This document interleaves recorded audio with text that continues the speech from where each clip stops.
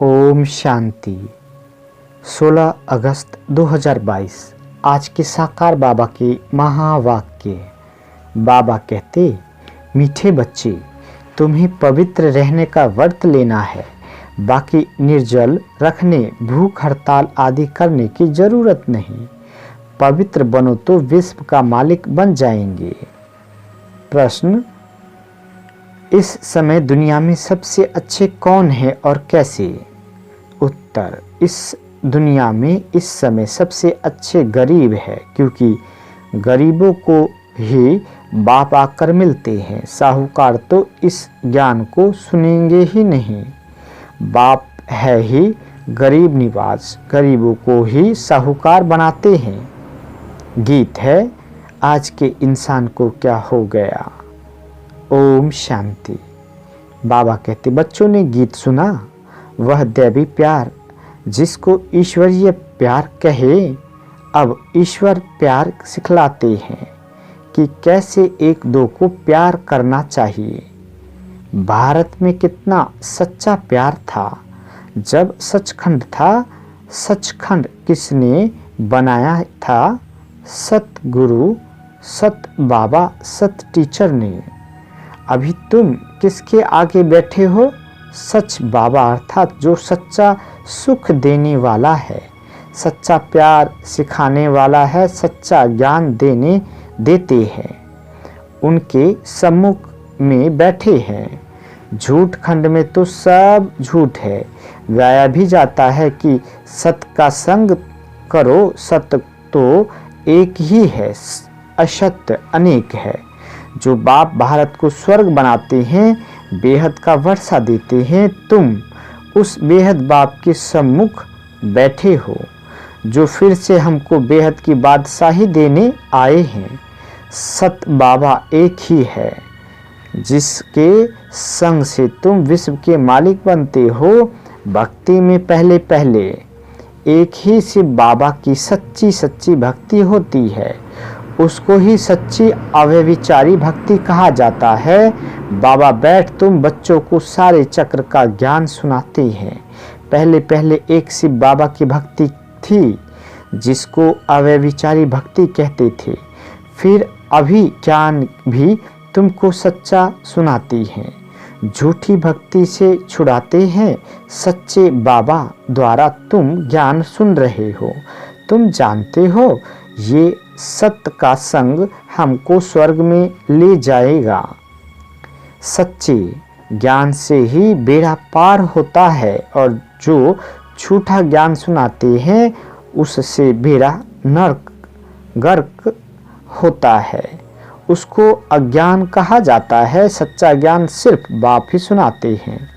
तुम बच्चे सारे चक्र की हिस्ट्री ज्योग्राफी को समझ गए हो, तो ये सच्चा सच्चा बाबा, सच्चा सच्चा टीचर है। सतयुग में भी सच्चा बाप कहेंगे, क्योंकि वहाँ झूठ होता ही नहीं। ईश्वर को सर्वव्यापी नहीं कहते। झूठ तो तब शुरू होता है जब झूठ बनाने वाले 5 विकार आते हैं। अभी तुम बच्चों की बुद्धि में है कि हम बेहद के निराकार बाप के सम्मुख बैठे हैं। ये बाबा भी कहते हैं कि हम उस बाबा के सम्मुख बैठे हैं। उनको याद करता हूँ, घड़ी घड़ी याद करता हूँ। बाबा का बच्चा हूँ ना। तुमको तो इस साकार को छोड़ उनको याद करना है। हमारे लिए तो एक ही बाबा है, तुम्हारे लिए थोड़े ही अटक पड़ती है। बाबा कहते, मुझे क्यों अटक पड़ेगी? तुम्हारी नज़र इस पर जाती है, मेरी नज़र किस पर जाएगी? मेरा तो डायरेक्ट शिव बाबा से कनेक्शन हो गया। तुमको शिव बाबा को याद करना पड़ता है। इस साकार को क्रॉस करना पड़ता है कि ये याद ना पड़े। मेरे लिए तो एक शिव बाबा ही है। तुम्हारे सामने 2 बैठे हैं, हमारे सामने तो सिर्फ एक ही है। मैं उनका बच्चा हूँ, फिर भी निरंतर याद नहीं रहता है करता हूँ।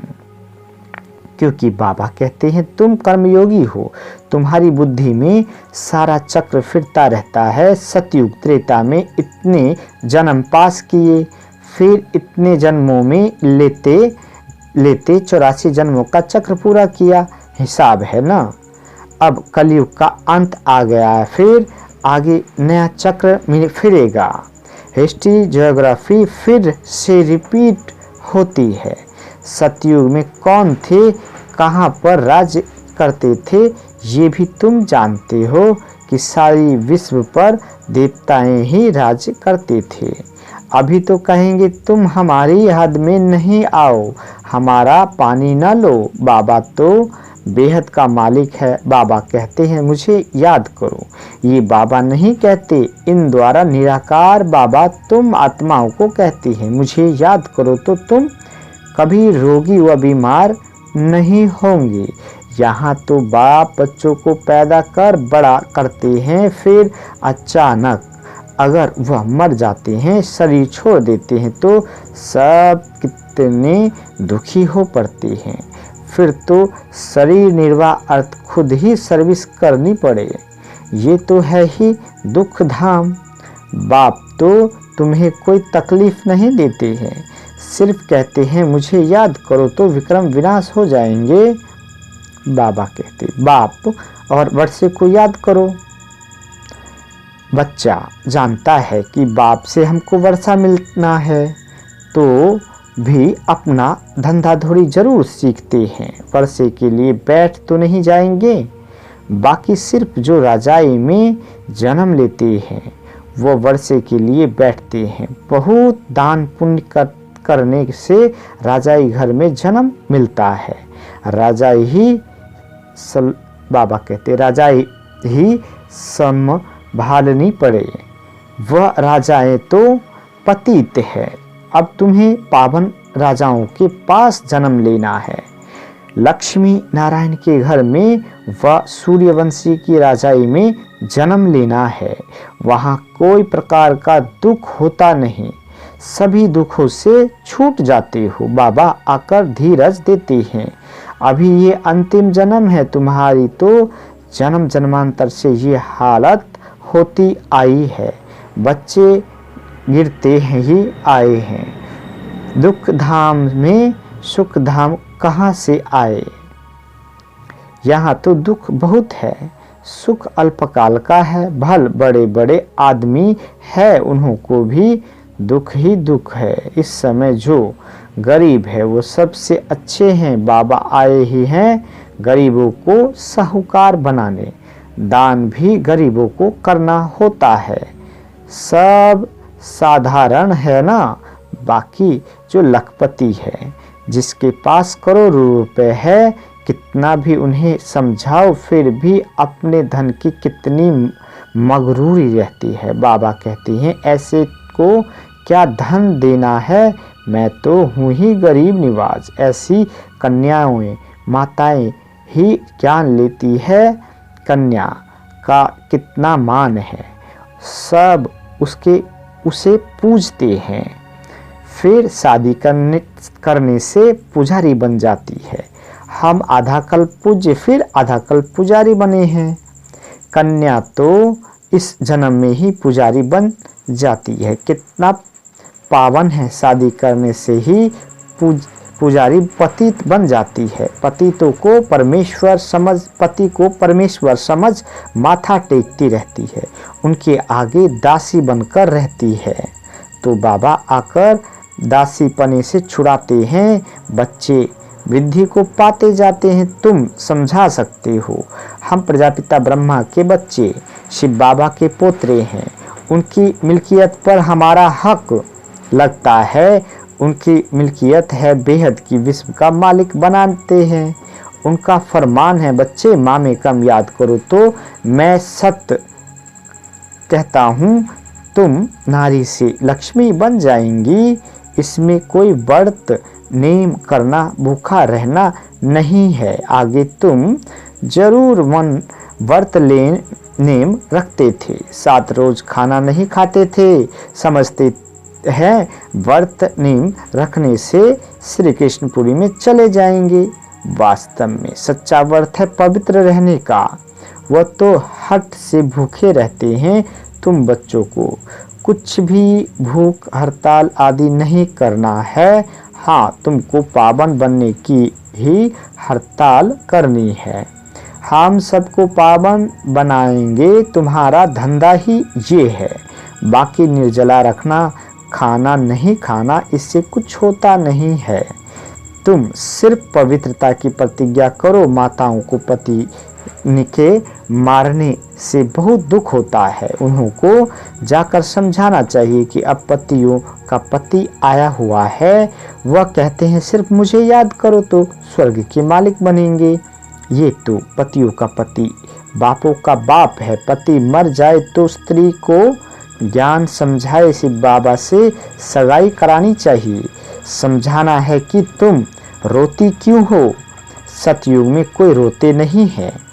यहाँ देखो, सब रोते रहते हैं। भारत में सच्चा देवता का राज्य था। आज तो एक दो को मारते कूटते रहते हैं। आसुरी राज्य है ना। लक्ष्मी नारायण का चित्र बहुत अच्छा है। इसमें सारा सेट है। त्रिमूर्ति लक्ष्मी नारायण राधे कृष्ण भी है।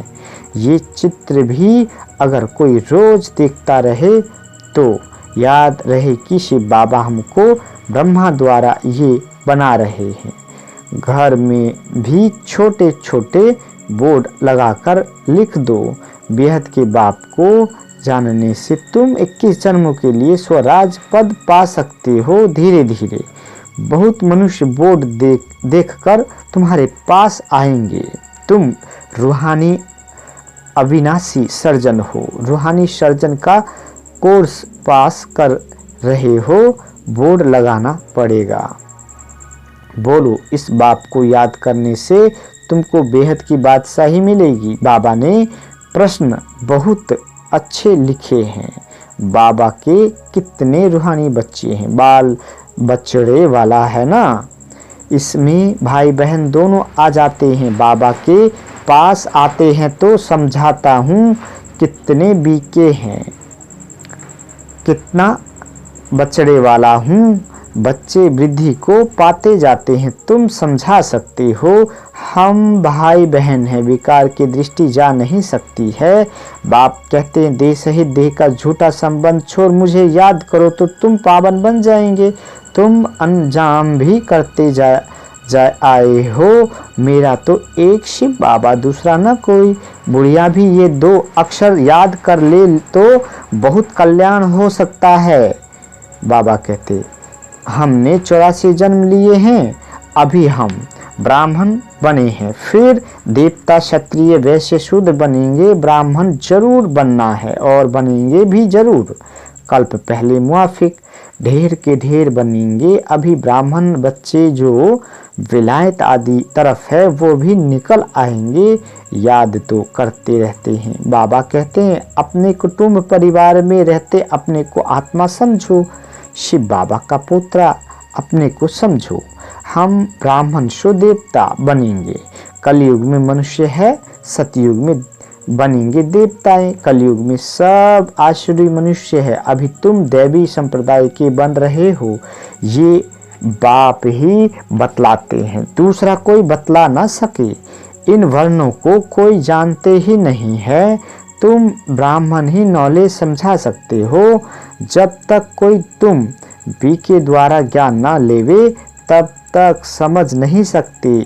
तुम ही दे सकते हो। इसमें दिल बड़ी साफ चाहिए। दिल साफ मुराद हासिल। कोई कोई की दिल साफ नहीं होती है। सच्ची दिल से सच्चे बाप की सेवा में लग जाना चाहिए। हॉबी होनी चाहिए। हमारा काम है समझाना। ये भी जानते हो 108 से माथा मारेंगे तो कहीं एक की बुद्धि में बैठेगा। 1-2 निकल आएंगे। जो कल्प पहले निकले होंगे, बीके बना होगा वही आएगा। थकना नहीं है। तुम मेहनत करते रहो, कोई ना कोई निकल ही पड़ेगा। यहाँ भी जाओ, मित्र संबंधी के पास जाओ, शादी मुरादी में जाओ। हर एक के कर्मों अनुसार राय दी जाती है। मुख्य है पवित्र रहने की बात। कहाँ बाहर खाना भी पड़ता है। अच्छा, बच्चे शिव बाबा की याद में रहते तो माया का असर नहीं होगा। बाबा सबको छुट्टी नहीं देते हैं, लाचारी हालत में देखा जाता है, नहीं तो नौकरी छूट जाएगी। हर एक को अलग अलग राय दी जाती है। दुनिया बहुत खराब है, कईयों के साथ रहना होता है। एक कहानी भी है, गुरु ने चेले को कहा शेर की गुफा में रहो, वेश्या के पास रहो। पक्षी बाबा कहते परीक्षा लेने भेजा। वास्तव में वह कोई परीक्षा नहीं, ये तुम बच्चों के लिए है। तुमको शेर के पास तो नहीं भेजेंगे। बाप तो समझाते हैं, कोई भी हो उन्हों को बाप का परिचय दो। दिन प्रतिदिन बुद्धि का ताला खुलता जाएगा। झाड़ बढ़ना तो है ना, तब तो विनाश भी शुरू हो। इनसे पहले विनाश तो हो ना सके। यहाँ तो राजधानी स्थापन हो रही है। बाप तो कहते हैं सिर्फ मुझे याद करो। अच्छा, मीठे मीठे सिक्के दे बच्चों प्रति माता पिता बाप दादा का याद प्यार और गुड मॉर्निंग। रूहानी बाप की रूहानी बच्चों को नमस्ते। हम रूहानी बच्चों की रूहानी माता पिता बाप दादा को याद प्यार गुड मॉर्निंग और नमस्ते मीठे बाबा नमस्ते। धारणा के लिए मुख्य सार। पहला, नॉलेज को धारण करने के लिए दिल बड़ी साफ रखनी है। सच्ची दिल से बाप की सेवा में लगना है। सेवा में कभी भी थकना नहीं है। दूसरा, वायदा करना है मेरा तो एक शिव बाबा दूसरा न कोई।